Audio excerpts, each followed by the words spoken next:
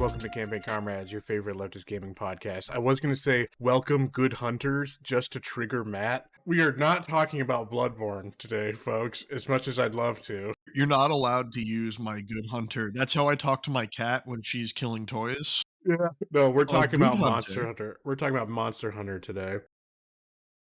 See, I have monster catching game in my head. I thought we were talking Pokemon. I was ready with my Pokemon notes. I don't know what we're talking about here. Monster Hunter. Is that a bit of a slip there to refer to yourself as a Pokemon hunter? What kind of hunting are you doing? I thought you're I'm eating Magikarp. I thought they're your companions. Yo, they be eating Magikarp and shit. They show it on the show. Or are you doing Pokemon MILF hunting? Is that what you're doing? Maybe. What's the big plush thing that they're releasing? Is it Gardevoir? Yeah. Dude, yeah, Haram, shut it down. Hey, Pokemon made a canon. We've talked about it. Check out past episodes. Pokemon and humans, they be bumping uglies. They are definitely submissive, and now they are breedable as well. Yeah, that is for sure.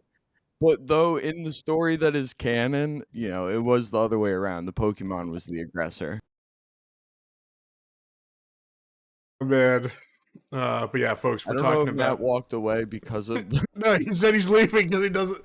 He's not here for the Pokemon bestiality. But yeah, folks, it's just the three of us today. Andrew is off the pod for the week. He is on vacation. He's skiing somewhere, I think. Yeah, I believe so. He's having a good time. But the rest of us, we are gathered here today to discuss Monster Hunter. February is a busy month for game releases. And when we were looking at the schedule and being like, what's a game that, we can talk about that is somewhat relevant, either we've all played or whatever, and Monster Hunter was the easy decision. We all have at least some level of experience playing. The other categories was to make sure it was something that we've all played so that I don't have to stop playing Metaphor. Right. And Mike could play Sekiro for next month. Yes, getting prepped there. I'm currently playing a bunch of things. I played 6 games in January. Let's just let that sink in for a bit. January was a long-ass month.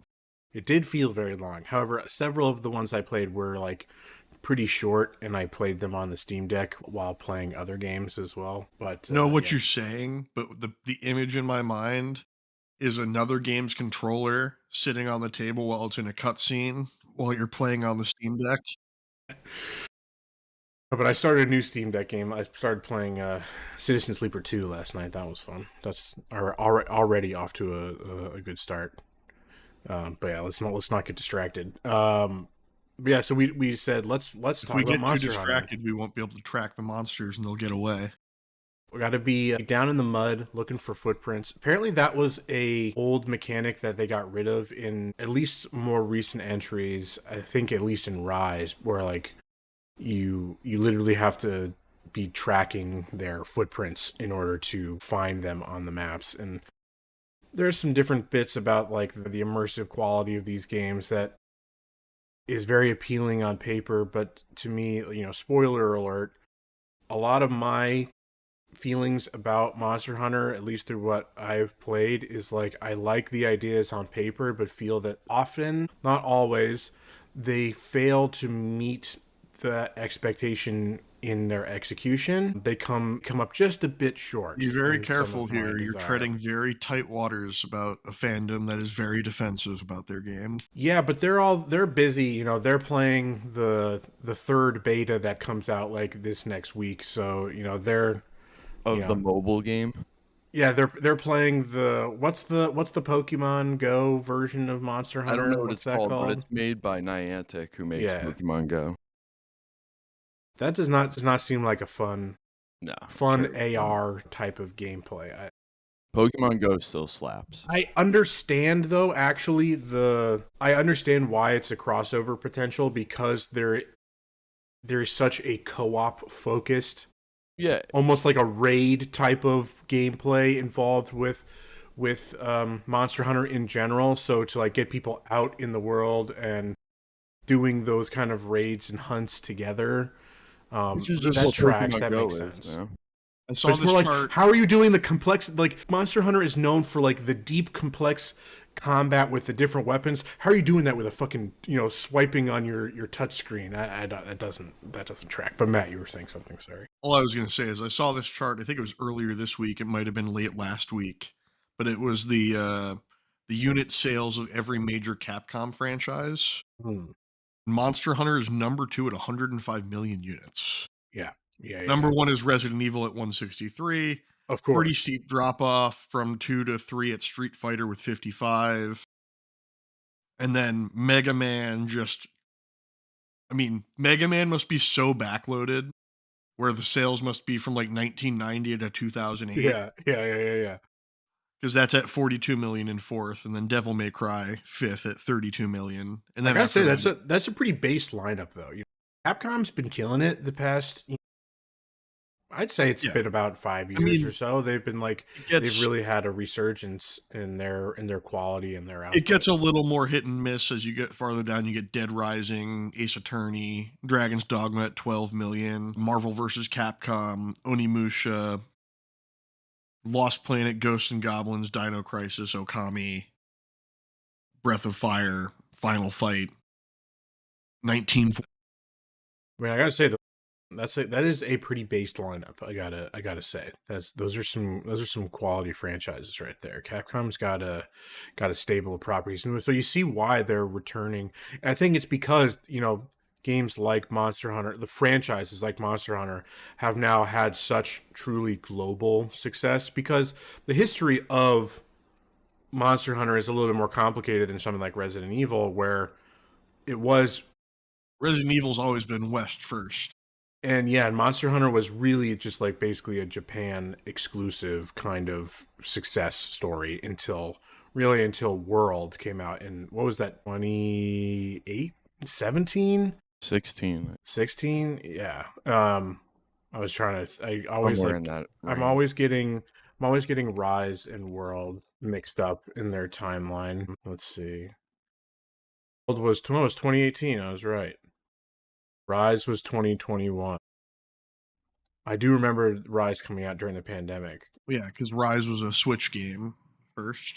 Yeah, and so I want to talk a little bit about the history of the series, because that's kind of, a good, what you're saying is kind of a good jumping point. How, from the get-go, it found an early success in Japan. And so the original game came out on the PlayStation 2 in 2004. And it was intended to be, and was successful, as one of Capcom's main pillars of network-focused games, trying to take advantage of the new online capabilities of the console generation. That capable. Which, me having a PS2 and playing it, you can see mine over my shoulder here. And I played a lot of PS2 back in the day, and I don't remember. No one at that point in time was really aware of the online capability. I remember me and my neighbor, because we both had PlayStation 2s, we played, I want to say World of Tanks, but I know that's not correct. But we played some tank sim game. You're like World of online Tanks with each other. PC. But yeah, so this was meant to be as a network focused game alongside Resident Evil Outbreak and a racing game called Auto Modelista that I've never heard of. But Monster Hunter, the three were, the expectation was for each of these three to sell 1 million copies, and Outbreak and Monster Hunter did meet that goal. Gone are the days. Can we just lament the fact that gone are the days of, we hope this sells 1 million copies and just be happy with it? Now it's man, if Monster Hunter doesn't sell 10 million copies, it's a flop. Yeah, we have to close down the studio. The series is dead. It's, nobody likes it. It doesn't have a fan base if it's not yet 10 plus million. But yeah, the series found initial success in Japan, and it was beyond that kind of mainline series. It was truly with what are considered the kind of the spin-off, or it's the portable lineup of the series. The Monster Hunter is split kind of into its quote unquote mainline and what was numbered for a while They've gotten away from the numbering convention. These kind of mainline console entries, and then, or I should say, home console entries, and then the portable lineup. So it's like a lot And of then the Switch app. Yes, there's a lot of PSP games, and then 3DS was a huge thing, but it found its huge success in Japan because the predominance of portable handheld gaming in Japan with such strong population density. That was the first Monster Hunter ported to Switch. Was a 3DS game. It was Monster Hunter Generations, Ultimate, or right? whatever it was called. Right. I think they call like the updates Ultimate of some kind. And yeah, so like Japan, we've discussed this in the past, loves their handhelds. A lot of it has to do with just the population density in metropolitan centers, lots of transportation. Yeah, train transportation and travel that, with the corporate culture in cities, that some of your only opportunities for gaming are in your commutes. So handheld gaming. I've also seen quite a fair share of their apartments just aren't big enough generally for big TVs. Yeah, I mean, honestly, that is funny to think of, like, the American console as like the American SUV, big SUV, making it bigger and bigger type thing. In Japan. I gotta have my big screen, baby. Yeah, gotta have my big screen, my big console. I gotta have my big ass tube TV that weighs 500 pounds, so I can eat burger, watch football, and play video games. Hey, first things first. The big ass 500-pound TV was not tube. That was internal projection. Get it right. Dude, they called it the boob tube for a reason. I distinctly remember when I realized that my uncle was significantly more well off than us when he bought a 50-inch internal projection TV in 2004. Yeah. And it's one of those, he had that for so long and it became such a shitty viewing experience because by the time 2010 came around and you had a pretty substantial uptick in flat screens with internal lighting, that you could actually see details without having to shut all the lights off in the room or close all the blinds. Perfect basement TVs. Very true. Yeah, we had the giant ass TV that we got from a family friend of my grandpa's. I still remember having to move that huge ass thing down into the basement that we put up in front of the treadmill because this thing was fucking enormous. And then eventually stopped working and just was too large to get rid of. So it just became a storage cabinet. Yeah, but back to portable gaming. So the success of Monster Hunter on portable consoles in Japan was huge because of the co-op element of the game. The population density of Japan is so high that the likelihood of just coming across somebody in the wild who's also playing Monster Hunter, you could then play together through these kind of ad hoc local networks. Well, yeah, there was you plug in the 3DS had Street Pass. Yeah, but this is even going back to the PSP. This is even going back to the PSP. I'm just thinking particularly of the 3DS because I remember I bought a 3DS and it was cool, this feature that's never going to work or happen for me because I live in rural America, and the likelihood of me passing someone who also has one of these in their pocket at the same time or is playing actively is so minuscule that the only time it'll ever come into play for me is when I go to a GameStop if I ever want to get a specific Pokemon drop, because that was how they did GameStop exclusive Pokemon drops, was through Street Pass. Dude, reject modernity, embrace tradition. That shit's awesome. Rather than it gets you out into the world rather than just spending microtransactions to get that special drop. There still are GameStop. Go talk to a human being. GameStops don't exist anymore. They're not real. They exist for sweaty nerds to go get a fucking QR code to. I mean, it was definitely to just continue to be sidetracked. It was an evolution of. Do you remember in the 90s when stores would have come to our store to take a picture with Pikachu and get an exclusive Pikachu Pokemon card? Yeah. No, I don't know. You weren't there actually. I was just at our our friendly local retro game store, and the guy behind the counter was talking about how when he used to work at GameStop, yeah, they would get these just promo drops, and he would like collect them and actually sold them for a decent, at one point sold them for a decent amount of money. He's just hoarding all the the promos in the back. Well, it's just the ones that he got as an employee. I don't think he wasn't I doing know. any shenaniganry to, to keep them from the public. Yeah, so it makes sense though why, thinking about it that way, where Monster Hunter is such a co-op focused game, that is why it would blow up more in Japan than in the West, because portable gaming wasn't the same in the US. Things like the Game Boy and handheld gaming was always popular in the West, but it's not the same. You're playing your Game Boy on your family They were also road considered more trip. toys in the West that you would give to children. Yes, but There was a more adult-centric portable. Yeah. But it's like, you're not, we don't have public transportation of any real capacity here in the West, right? So like the likelihood of you, I mean, depending on where, especially if you get on the bus and pull out a Game Boy, you're just as likely to get it stolen from you. yeah. So the actual ability to play multiplayer with even with a portable game console was minimal in the West, but that was a big deal in Japan. So home consoles being the predominant way to play games in the West, in the limit at the time that Monster Hunter originally comes out and is iterating, the quality and the availability of online, of high-speed internet doesn't really become essentially standardized until the PS4 generation, which is when Monster Hunter blows up in the West with World. So, World also blew up a little bit just due to art style, and it was more photorealistic. Yeah.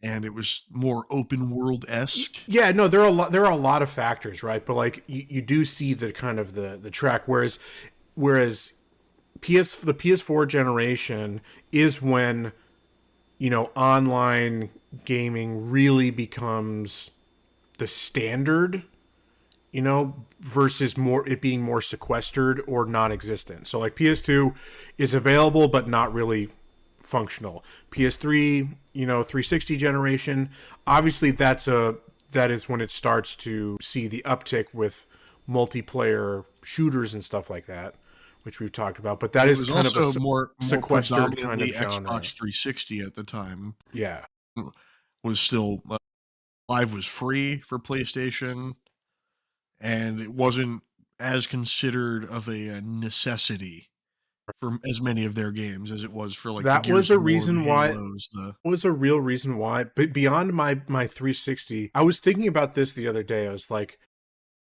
why was the first, I had a PS2. That was my first real home console.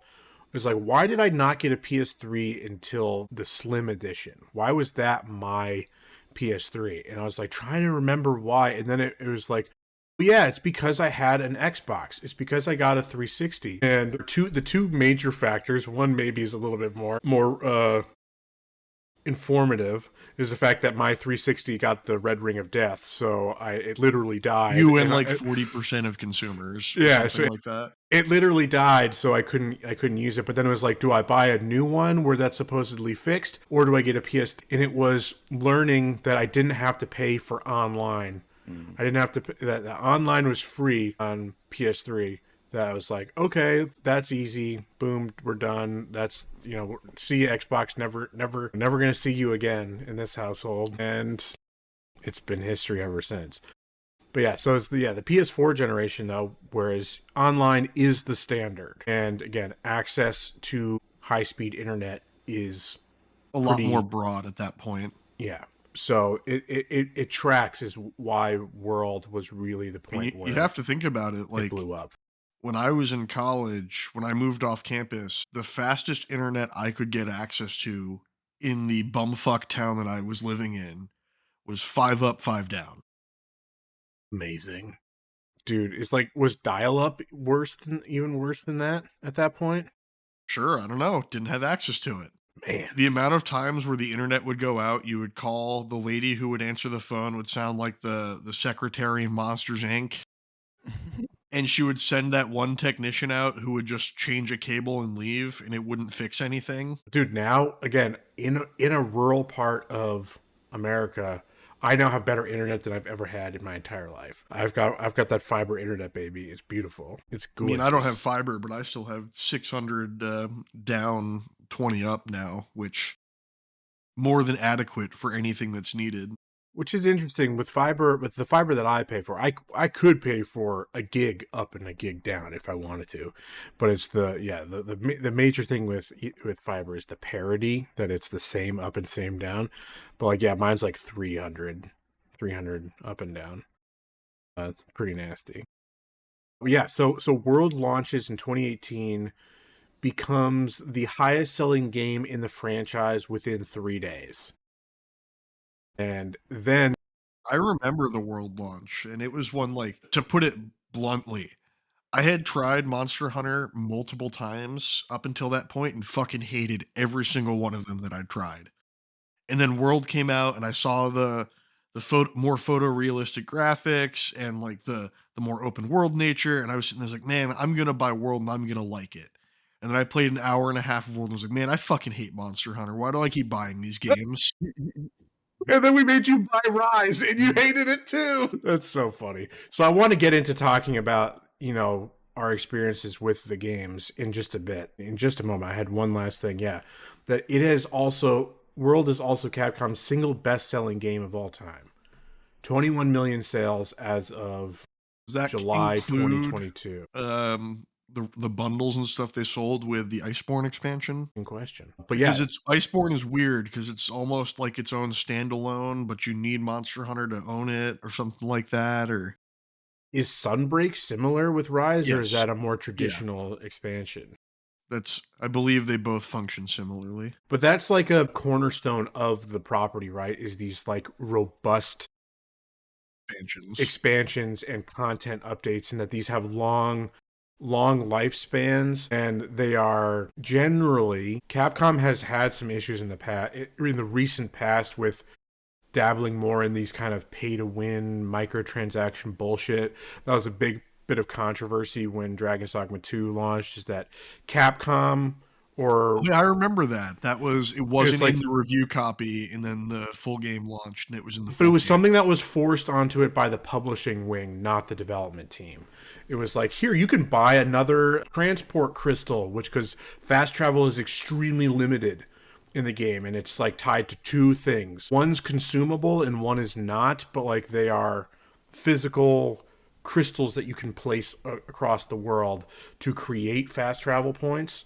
There are several that like are in main cities that are fixed, that are just part of the game, and then you get these extra ones that you can place around the world. And this was like, you can pay money to get another one, and people were fucking pissed. And I understand that, and I get that. But and people are really were really upset about it because it had been pretty antithetical to how Capcom as a publisher had operated. And the expansions for Monster Hunter are kind of emblematic of that. They are, paid expansions, but it's like, you're paying for almost like a full another game for not a full price, and that's it. You have your one-time charge for a lot of content that then gets, free updates itself with quality of life and balance and all that kind of, cosmetic drops and sometimes new monsters and stuff like that. So it was a more sustainable long-term monetization strategy that people are like, please, I've seen fans of the series being like, please, Monster Hunter Wilds, which launches again at the end of February, the reason why we're doing this episode, they're like, please, Capcom, don't pull any of this bullshit. Keep it. Have we ever discussed the fact that it's a little funny that the next Monster Hunter is Monster Hunter Wilds, and the Monster Hunter quote unquote killer that was released, I think it was last year by, I think it was EA, was called Wild Hearts? So it was, I forget the name of that kind of initiative, but it was like, the EA, like they're like kind of like their indie kind of AA arm, or they were like, financing these kind of smaller teams, which I never saw that described as a Monster Hunter killer. It was meant to be more as like, here we are as a competitor, which because the series Competition good has in the market.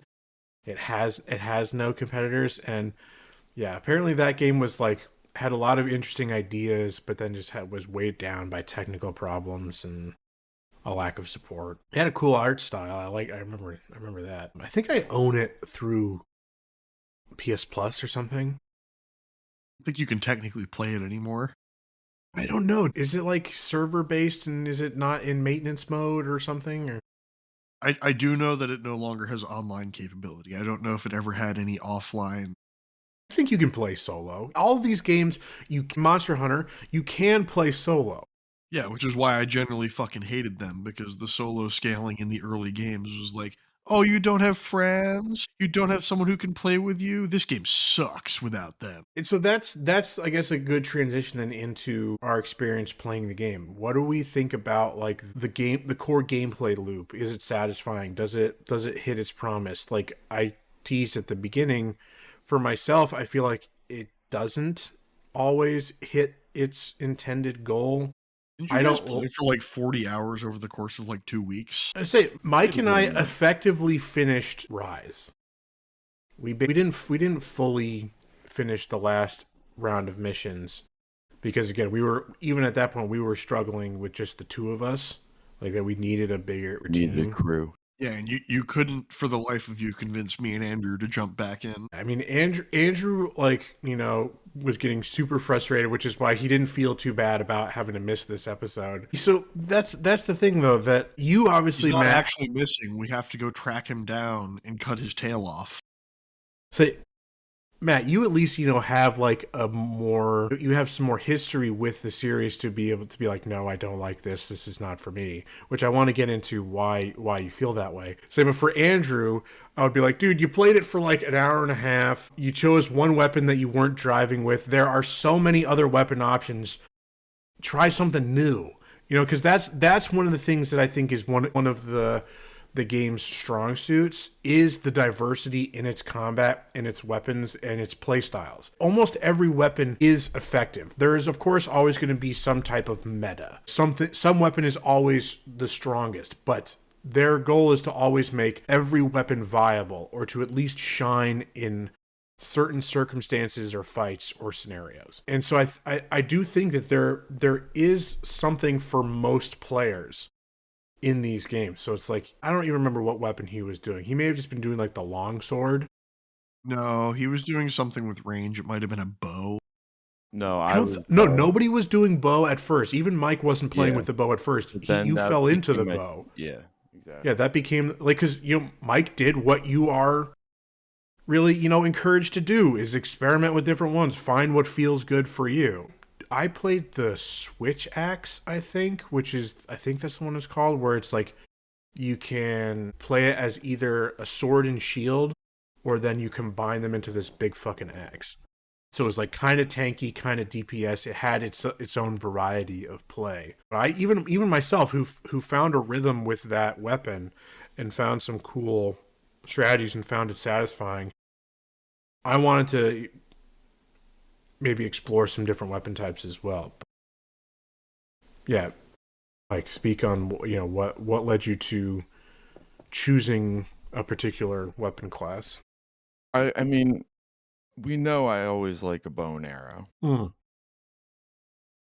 So, and I like break everyone. Mike's building a new D&D character. What weapons will he be using? Yeah, I mean, I'm always gonna go for bow and arrow. I enjoy it. Then a side rapier or dagger of some sort. And then I essentially also use, I mean, what would be like, I used like the katanas at one point for a while. I don't know. I mean, I never really go for like the big bonk over the head style weaponry. So those are just kind of like natural to me. The other like smaller, type weapons, I just didn't jive with. I liked having the range on the bow. It had some cool like special moves or whatever in it. You could get different types of arrows. It was like poison effects and shit like that, which was helpful, with some of the bigger monsters, and even just managing the tiny little shits, which would get annoying sometimes. One thing I don't remember about the game, and this is about, Rise. I don't know if maybe it did exist and I never really explored enough to find it. Maybe it's available in other games, is that I wish that there was a robust kind of like compendium or like a monster book type of thing, to keep track of like weaknesses. What monster is weak to this. There was somewhere, I believe. It just Because wasn't good. that's a key part of the gameplay, right? Is like tailoring, and it ties into the loop of you're trying to farm different monsters for different weapon types and for different affinities and stuff like that to be able to have an equipment to exploit weaknesses for this new hunt that you're going on. This monster is weak to poison, or weak to electricity. Showed it on the before the hunt, or like when you're picking the hunt, and it would show the monsters. It would it definitely. It may not have the first time you saw the monster, but it definitely did. I think after you see it the first time, almost like a Pokédex entry. Yeah, I just wish there was a monster book that you could be a monster manual that you could be referring to. That would be, here's a bit. Capcom, feel free to take this idea. That would be a cool bit of, physical merch to sell, to sell a Monster Hunter monster manual. It's got it serves as like an art book type of thing, but then it's got here's the lore about the creature. Here are its tactics, its weaknesses, its weak points. Here's the armor that you can create from it and the weapons and all that. Cash. But I don't know. For me, the loop always felt like it ended up being unsatisfying, and it largely comes down to I felt that the grind was not fun, and this is purely for Rise, because as I was looking into more about World, I feel like it would be somewhat better in World, in that there were still only 10 unique maps in World, but they looked bigger and they looked better and they felt more immersive than having to. It's not a Switch game, but yeah, it's like having to hunt the same creature, the same monster on the same shitty little maps that you just can learn in your sleep, basically. To do those over and over and over again to get enough of the specific parts to make that next armor set just became boring to me. I never felt like I was able to upgrade enough to feel like I was getting the reward to then want to keep going back and being able to then progress and keep going and try the new things and keep hunting, versus having to, I gotta go kill 10 more Rathalos to hopefully get the specific rare, of X number in order to make the armor set. I just never felt like it was that the grind to reward ratio was hit the right balance. No, I would definitely agree there. I don't think none of the weaponry was cool enough to even, warrant that type of grinding. None of it had cool enough, and maybe, I don't know if I got to the top level of any weapon just because it took so long to fucking grind it out. It was just so tedious. We would have had to have put 200 plus hours to even just get one weapon, up to all the, boosted all the way. And I always felt like that I was never, that the promise of the cool drip was never came to fruition. Yeah. It was just the armor that I could make, it just didn't look very cool, and I was like, wasn't that supposed to be the whole big deal of Monster Hunter, is to look fucking cool and have all these No, you're completely wrong. The really only point of Monster Hunter is cat chefs. We do love the Palico cooking things. However, it's another downgrade in Rise, where they're only making the dango, the fucking the mochi ball things. You're not actually doing the cool big eating the huge steaks and the crazy big food. it was only the one type of food that you would eat. And those I scenes forgot were about great. Like, that. the cooking scene was Yeah. was hilarious and was great.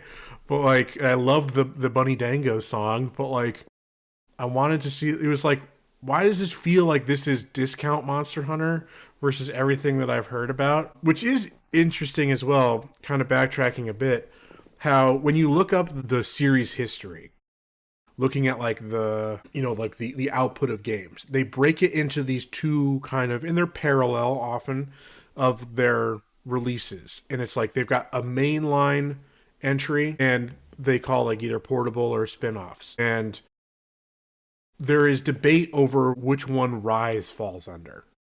Like, Wikipedia technically puts Rise under the portable ones.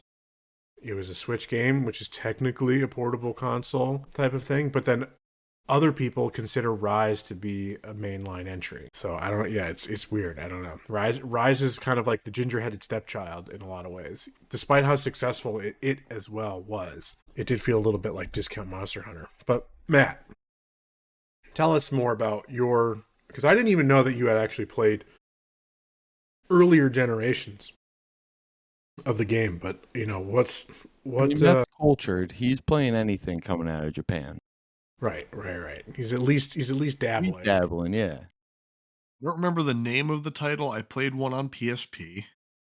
That was the first one that I'd ever tried, because at that point in time, anything that had big monsters and big weapons was kind of a selling point for me. Yeah. I mean, as a young man, like that's pretty cool, right? Yeah, I mean, killing Big Beastie with my gigantic Buster Sword, like, hell yeah. it really is surprising that it hadn't hit the American market earlier, because or like, had success. And sorry to cut you off, Matt, but just I need to get this point out, because all autistic white male children love fucking dinosaurs. Yeah. It's like, boys will turn 5 years old and make one of these their entire personality. Yeah. Trucks, dinosaurs, trains, or something. Yeah, like, come on. The dinosaurs, they have dinosaurs in there. Come on. That is a funny point. So the first ones on PlayStation Port, or the ones on PSP, are Monster Hunter Freedom. Monster Hunter 2 itself did get a port. It's essentially a port. It's a little bit different than that. It was probably Monster Hunter 2. And I would have to look at the cover art. Then there's Monster Hunter Portable Third. Yes, these appear to be like a lot of ports is a difficult word, because the PSP is kind of unique in that sense. They're like kind of ports, kind of demakes, kind of, taking core content but adding different things. If you squint really hard, a portable PS, it had similar capability. Those appear to be the only ones that were on PSP. So Monster Hunter Freedom, Monster Hunter 2, Monster Hunter Freedom Unite, Monster Hunter Portable Third, and Monster Hunter Generations was 3DS. Yeah. And then I bought a 3DS. Well, there was none on Vita, right? I don't remember any on Vita.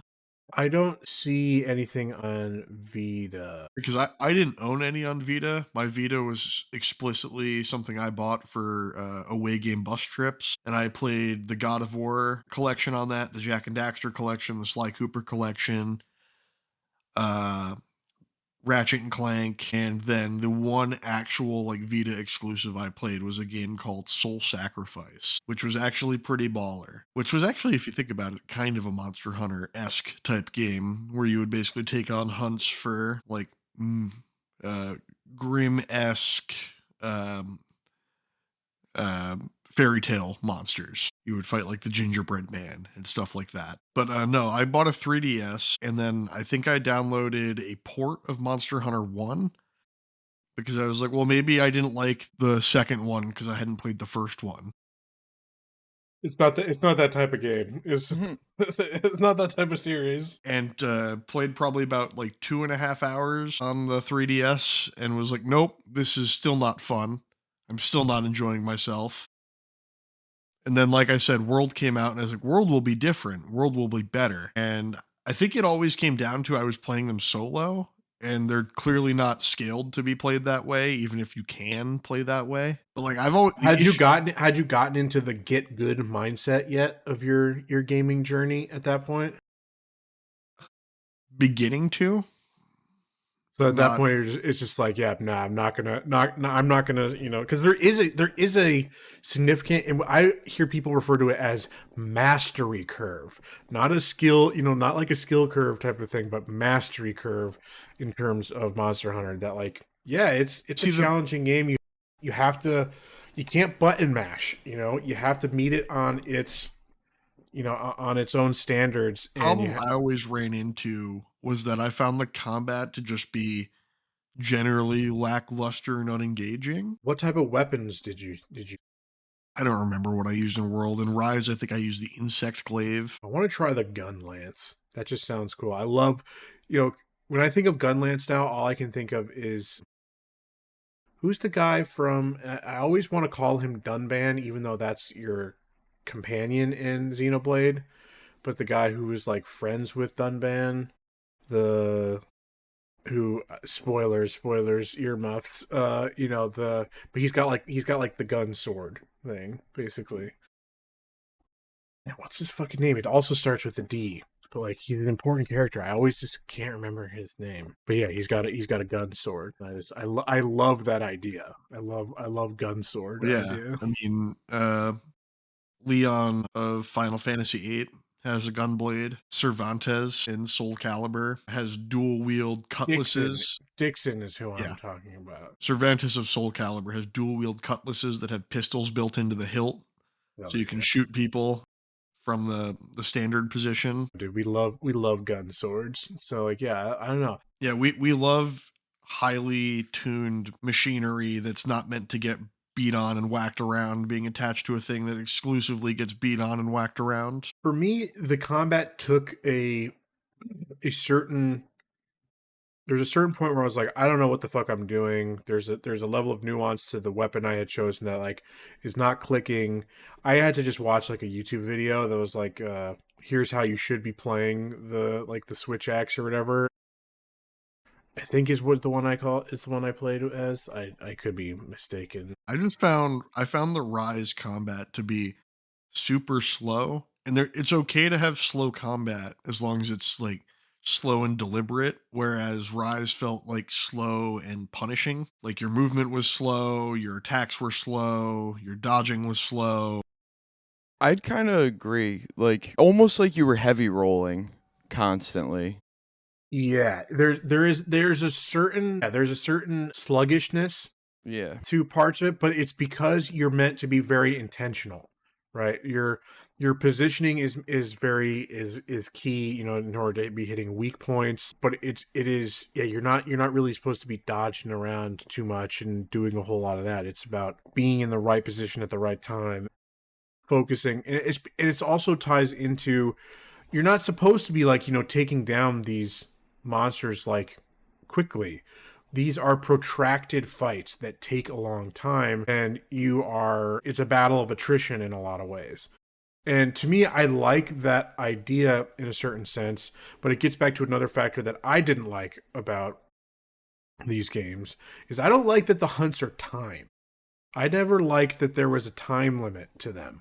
Yeah, 'cause we failed a good amount based on the time. More than When we would played as a want. group before, I remember doing like a 30-minute hunt that we failed twice. Well, that was again because that was like our first time playing. Half of us didn't know how to use our weapons correctly, so we just like were not in the best positions. But like once we started figuring those things out, we adjusted our gameplay accordingly, and it hurts the rest of the loop because you are disincentivized of exploring in a lot of ways. It would be different if it was timed, if it could be like, you have this time limit, go into this little map, kill the beast, and then you can choose to come home immediately, or you can continue to explore. It was basically, once you kill the target, you've got like 30 seconds and you immediately are warped back to your base camp. Whereas like, it actively disincentivized exploring. Not that the maps in Rise are that big or worth exploring to begin with, but there would be other monsters There would be, ore deposits and bone and fishing spots and other things for other materials that would be useful in the crafting loop of things. But it was like, I don't feel like I have the time to do it. I feel like I need to be constantly just on this monster's ass to make sure I don't hit the time limit. And that maybe it's a skill issue, I don't know, but I never liked the timed element to it. And like a lot of it is like there's dead time because you have to chase the monster like pretty far. Like it's not just time of you trying to take the monster down or like, it's stage moving it slightly in a new spot. Like it's moving on the map, some of these, especially like the flying ones. pretty far. They Yeah, move pretty so like far. you're fucking trudging along and like So the introduction in Rise of your like little dog companion was a big deal. Was a big deal for that because it that was a complaint of World, is that like you are moving fucking slow on these maps on foot. And it looks like Wilds does have these mounts, so that kind of mechanic was a popular addition, and it looks like they're going to be continuing. And so I question, and I haven't felt the desire to participate in the betas to try to, get this information firsthand. But it's like, how do missions work? How do hunts work in Wilds now that the game is really kind of shifting to an open world versus these discrete map locations that you have to load into? How are hunts working? How does the story maybe shift and change based on, based on it being an open world? Can you just, without even accepting a mission, just go out and start farming, exploring, hunting, looking for different things, finding new materials? How will that impact that core loop, and will the rewards feel any better? So I had some frustrations with the game that is eventually what led to Mike and I, not ultimately finishing. We were very, very close. We almost beat the full, core story of Rise. Story is not even the right word, but so like I'm like seeing some of these changes. I'm still interested in Wilds, but like I don't know enough that I'm still waiting to see what the final kind of consensus is about it before I feel like I want to dive into it. Because one thing that does seem better, and it would make sense to then to try to play it early on when it's sees its kind of mass adoption, is that it seems like playing online even with randoms is going to be much easier, rather than trying to like find specific people to join a specific mission. It's like you are just in these kind of server instances or whatever, where there are just people hanging around these hub areas, and you can just kind of join whoever. And it seems like it's much more seamless. Crossplay is going to be like introduced for the first time, so there's going to be a wider player base to pull from to join these games. So perhaps the grind becomes less of an issue by having more, the ability to just join a hunt here and there and continue along, and maybe there's more monsters. I don't know. I still have significant questions to know if it would be worth my time. Interested enough to be paying attention upon its release at the end of the month. I will not be putting the clown makeup on and doing maybe this one will be different. I just know that I will not play this game. Not even the hot blacksmith can get you to play. Nope. I got too much other shit on my list already. Yeah. I mean, February again is a packed month. My priority is playing the Pirate Yakuza in Hawaii. I that's number one on my list for February. I cannot wait to summon a spectral giant ape by playing the violin. Or I think it might be a guitar that he's got a bunch of, Majima is going to have a bunch of different instruments that he uses to summon these different spectral animals to do his bidding. You call them what they are. His stands. Yeah. He's hallucinating. He's having a schizophrenic episode in Hawaii. Can't wait for that. But Mike, what about you? Do you think you're gonna dip your toe in? No? No, my monster hunting days are over unless they're Poke Monsters, pocket monsters. I do own the two of the spin-offs, the Monster Hunter Stories, the JRPGs. You know, they're turn-based combat, you know, more story-based, but like in these kind of worlds, to the point where I think Matt would probably even enjoy them. I started I'm playing sure I and own those on Steam because they probably went on sale for under $10 at some point. yeah, I wonder if they are. I'm not sure that they're on Steam. Maybe they were, because They are they on had like Steam. they had remastered ports that were. I mean, they weren't super old games, but they had remastered ports that were released sometime last year, and so yeah, maybe they went on Steam. Yeah, no, I own them on Switch, and I was like, I meant to try to play one before this episode, and like I played like an hour one night before bed, but then I got stuck in playing other main games. Like I was playing Dark Souls and became Dark Soul pilled, and that's all I could focus on. I was too busy praising the sun. I couldn't be bothered to That deal game with has my tail monsties. slicing in it.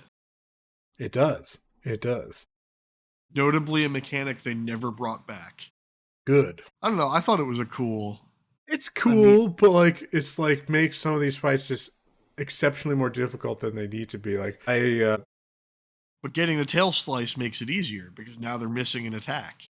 yeah, but like, well, for one, like I missed out on getting the Moonlight Greatsword. Not that I could have used it with my Okay, scaling. that is anyways. probably one of the most bullshit tail slices in the game, though. Because to be he's fair. constantly moving like you would have to be running the whole time to get to the middle tail. It's so hard. It's not that it's just constantly moving, it's that his worst attacks come when you're back there. Because that's when he just does the thrashing attack that's impossible to dodge. That shit sucked. And then Calamite is hard to slice the tail too. But like if you ignore slicing the tail, people are like, "Oh, he's so hard. He's one of the hardest boss fights they've ever done." It took me a few tries, but like I ended up no hitting. I ended up no hitting him. I just think Calamite's a cool dragon. Yeah, but like it was not that. His moveset was actually really easy to learn. But yeah, it's I don't know. This is a series. Now we're talking about Dark Souls 1. Let's just restart the pod. Yeah. Hello and welcome to Campaign Comrades, your favorite Dark Souls channel. Today we're going to be talking about how Ben started a randomizer run. Yeah, do soul level 1 randomizer. Not just weapon randomizer, not just enemy randomizer, Foggate randomizer. Can you tell me, this is again, we're totally off topic, but can you tell me why in the early games there are fog gates at non-boss areas? What purpose do those serve? To non-boss fog gates. Like I never understood that. They're just there to serve as like little loading zones for the rest of the game. Is it purely as something to be like it forces the game to stop for just a second to load in a new area? Yep. I was always so confused as like, why is this here? I mean, it was a PS3 game. Yeah. No, it was weird. Okay, no, completely off topic. I don't know, man. I'm like, if enough positive buzz, if this kind of blows up in kind of, in terms of, yeah, you can't trust positive buzz though, because it's all just Monster Hunter fans, and Monster Hunter fans are sickos, just like Pokemon fans. Worse. Who will be like, "Oh my god, no, not worse." No, you take that back right now. Yeah, you're too biased. We're not gonna let you slip that one in there. Damn, rats. Because Pokemon fans were sitting there, they were like, "Yo, Pokemon Scarlet and Violet, greatest game of all time." I love when textures don't load, even though I'm standing right on top of them. That's incredibly immersive through the map. That's how I get immersed. I literally get immersed into the floor. And it's been 2 years since Pokemon Scarlet and Violet, so Pokemon fans have completely like lost all memory of the game because it doesn't exist in their minds anymore. So the next Pokemon game is going to get announced at the end of February. And they're all going to be like, "This one will be different." You're not wrong. I am waiting to see what reviews say and how what the online or what the community is like, to see if it's worth paying full price. Because here's the thing about this game is that I don't think the only time I would consider buying and playing it is near launch. I don't feel like I want to deal with, or try playing it, years later, like we did with Rise, where despite it still being popular, it was, hard to find other people to play with. Whereas this seems like, playing it when people are active in it could be a pretty good experience. And because that's something that I want to like kind of praise the series for, is you don't get many action adventure RPG co-op experiences these days. Night Rain. Yeah, and that's why like that one, although I have some kind of design qualms about it, I'm excited for that. I'm excited for us to play that one. Before the trailer released, it had been rumored to be an Elden Ring Monster Hunter like. And it kind of is, but like not really. It's not. It's people still like put that in as like a descriptor, and it's not really. We talked about it in like the last episode. Horizon. I would actually be really interested in a Horizon style. Well, since Horizon's combat is already focused on part removal and yeah. But also I find the combat to be much more, it's snappier, right? It's so I think I would enjoy that. I already know I like the combat and what Guerrilla is able to do. Is able to do with that. So yeah, setting traps and getting them to go off is a little more intuitive. Being able to, hide and, knock off enemy weapons so that they can't shoot you with the big thing. What would be interesting to see is how they could potentially implement, so it's not that everybody is using a bow, right? That they would have to incorporate new play styles, new weapon types, new skill sets. That, like, again, we joked about it last time. It's just 10 Aloys fighting the, what do they call the Thunderjaw? It's Thunderjaws ain't even scary. No, they're not. So I don't know. What was the big one? It's like the big like plesiosaur type thing. That thing those things fucking sucked in Forbidden West. Fuck those things. So yeah, like this is like a genre. It's a general loop that I find compelling in a lot of ways. It itches a little bit of the loot goblin in me. It's more just about balance, right? I think that was our biggest takeaway from Rise, is just that the balance of the grind to reward didn't feel good. And I don't mind grindy type things so long as there's diversity in the grind, right? It was the fact that, again, having to go and see the same low texture environments over and over and over and over again. And like the loot in and of itself isn't rewarding, because it's just like fucking, herbs and fucking the tail of a monster or whatever. It's not like you're finding like actual loot. It's just materials. I know it's a little bit sidetracked and not 100% related, but I saw an article this morning that the next Borderlands is supposed to have, quote unquote, billions of guns and the most extensive skill tree they've ever put into a game. And I was sitting there, I was like, is this supposed to be a selling point? It's like, I take that as a threat. I take that as a threat, Gearbox. No, thank you. I like these kind of cooperative style games. I like the idea of coming together to overcome some type of challenge. It's a way to build community in interesting ways, but like, we always come down to this, right? Games still got to be fun, Gameplay still has got to be fun to keep me coming back. And it's got to keep surprising me. And it's got to keep... the challenge has to be in every time I walk through a doorway, I don't have instant fear that there's going to be a man around the corner to stab me in the back. Dude, I've been so trained for that. Like, I was constantly, again, back to Dark Souls. This is our new Dark Souls podcast. Just, turning around. I was literally just inching around every corner, looking around. Well, that's in metaphor, because you have a little map that has the little dots to show you enemies. The amount of times I would like walk up to a corner and be like, little dot round the corner, guy gonna jump out at me, try to get me into an ambush. You can't fool me. I was raised in the ambush. But yeah, like there's a lot of promise here. It's so weird to say that. Like there's a lot of promise. There's a lot of promise in the series that sold 106 million units. Been running for over 20 years, I mean, it's also one of those where people get a little like lost in the sauce of like 106 million units is a fucking lot. It's just not a lot when you compare it to like GTA, which is like, oh, we sold 106 million units in 7 days. Yeah, that's just a completely different story. That's enough to be like, that doesn't count in a lot of ways. It's like, yeah, get it out of here. Yeah, we're at about a time for today. We've said our piece. It's an interesting series that I would like to see certain improvements on that would keep me coming back, because there's just ultimately not enough there in terms of what I have experienced for myself.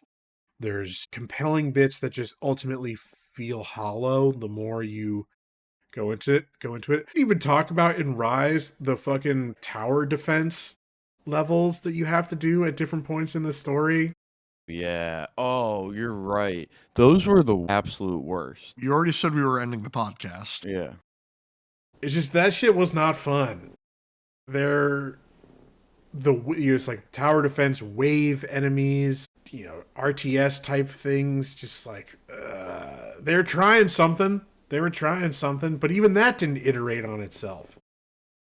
It was just you're defending the same little garrison thing and putting up maybe some different weapons to help you along these battlements, but like, no, it's just like I ultimately ended my experience with Rise feeling more frustrated than anything. So it was ultimately something that I like. When Mike and I were like really in that kind of the core, the middle of it, we were having a great time.